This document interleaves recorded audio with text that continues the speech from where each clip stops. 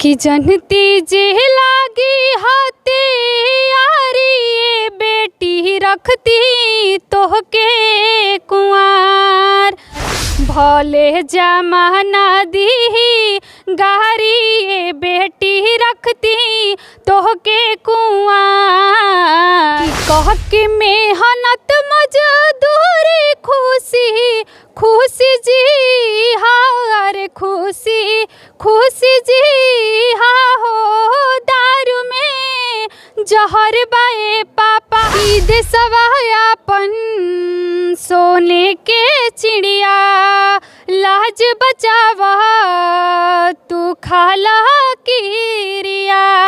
बिहार में जो प्रतिभा है बच्चे और बच्चियों में कूट कूट कर भरा हुआ है। और मैं बता दूं कि रोहतास के कोचस प्रखंड में मैं पहुंचा हुआ था, जहां डीएम नवीन कुमार के द्वारा जन संवाद कार्यक्रम का आयोजन किया जा रहा था। उसी कार्यक्रम में ये बच्ची दहेज प्रथा को लेकर गाना गाती है और गाना गाने के बाद हजारों की संख्या में यहाँ पर जो लोग पहुँचे हुए थे, गाना सुनने के बाद वो लोग भावुक हो जाते हैं और डीएम साहब के द्वारा इस बच्ची को पुरस्कृत किया जाता है। सबसे पहले आपको मेरे चैनल में समय देने के लिए बहुत बहुत धन्यवाद। क्या नाम है आपका? पम्मी कुमारी। कौन से विद्यालय में पढ़ती हो? श्री श्री पूजन शास्त्री उच्च विद्यालय नरवर फकीर था। अच्छा, गाना गाने का शौक कब से आपका है? बचपन से ही। अच्छा, जो दहेज प्रथा को लेकर गाना गा रही थी डीएम साहब के सामने, जिसके बाद आपको पुरस्कृत किया गया, वो गाना गाकर सुनाओ थोड़ा सा हमारे दर्शकों को।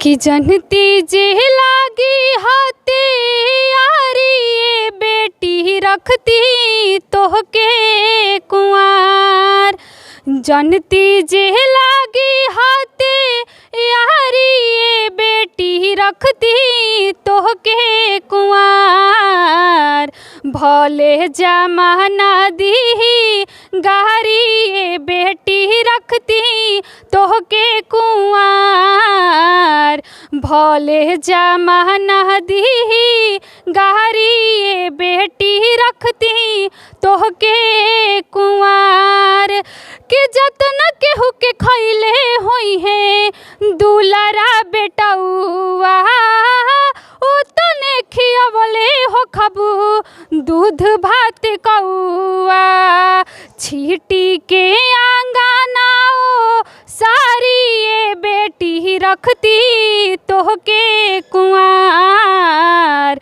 भले जमाना दी गारी ये बेटी रखती तोहके कुंवार भले जमाना दी गारी ये बेटी रखती तोहके कुंवार। जैसे कि अभी आपने सुना जिस तरह से दहेज प्रथा को लेकर पम्मी गाना गा रही थी, और मैं बता दूं कि मैं कार्यक्रम में पहुंचा हुआ था और गाना सुनने के बाद मतलब कि हजारों की संख्या में वहां पर पुरुष और महिला भी थे और बच्चे और बच्चियां भी थे, भावुक हो चुके, एक तरह से लोग रोने लगे थे। और मैं बता दूं कि हमारे रोहतास में प्रतिभाओं की कमी नहीं है। एक साल पहले जो पतलुका से जो लड़की रातों रात स्टार हो गई थी, रातों रात वायरल हो गई थी, जो सलोनी पतलुका की और रोहतास की ही रहने वाली थी, और उसी की तरह देख सकते हैं कि किस तरह से दहेज प्रथा को लेकर ये लड़की गाना गा रही है। स्वच्छता पर भी गाना गाती हो जी, गा कर सुनाओ थोड़ा सा।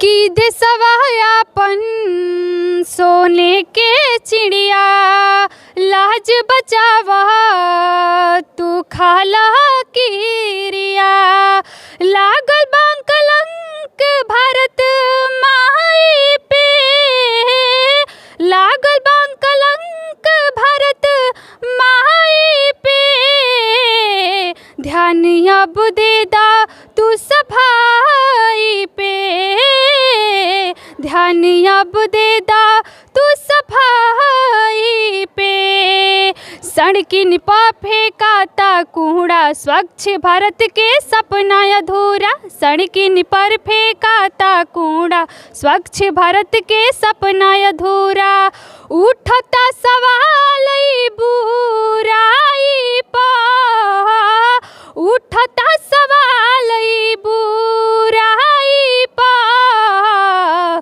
ध्यान अब दे दा तू सफाई पे भैया ध्यान अब दे दा तू सफाई पर। इस गाने के माध्यम से मैं अपने दर्शकों को एक सलाह देना चाहता हूँ। जो लड़की गाना गा रही है, इससे लोगों को सीखना चाहिए। दहेज प्रथा को लेकर जिस तरह से गाना गाई है, स्वच्छता को लेकर जो हमारे देश के प्रधानमंत्री का सपना है कि हमारा जो भारत स्वच्छ हो और सुंदर हो। आप एक और बात बताइए, कितने क्लास में पढ़ती हैं? इंटर में। अच्छा, इंटर में पढ़ती हैं। गाना मतलब कब से गा रही हैं? बचपन से ही। मतलब किसी से सीखी हैं या ऐसे ही गा रही हैं? नहीं, खुद से। मतलब खुद से ही गाती हैं। हाँ। अच्छा, जो आजकल के जो युवा पीढ़ी है जो नशा ले रही है, और नशा में हमारी जो देश ही नहीं हमारा राज्य भी बर्बाद हो रहा है, इसको लेकर एक गाना गाइएगा, हमारे दर्शक सुनना चाहते हैं। कि कह के मेहनत मजदूरी खुशी खुशी जी हाँ, अरे खुशी खुशी जी हाँ हो। दारू में जहर बाए पापा, दारू में जहर बाए पापा, दारू जो न पीहा हो। अरे दारू में जहर बाए चाचा, दारू जो न पीहा हो।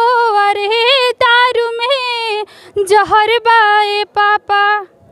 चलिए, अभी आपने सुना पम्मी की आवाज़, कितनी खूबसूरत आवाज़ है, एक तरह से कहा जाए कि लाजवाब आवाज़ है। और ये गाने के माध्यम से लोगों को एक समाज में संदेश देना चाहती है, मैसेज देना चाहती है, और इससे सीख लेना चाहिए। बाकी तमाम आप ऐसे ही खबर देखने के लिए हमारे साथ बने रहिए। तब तक के लिए दीजिए इजाज़त।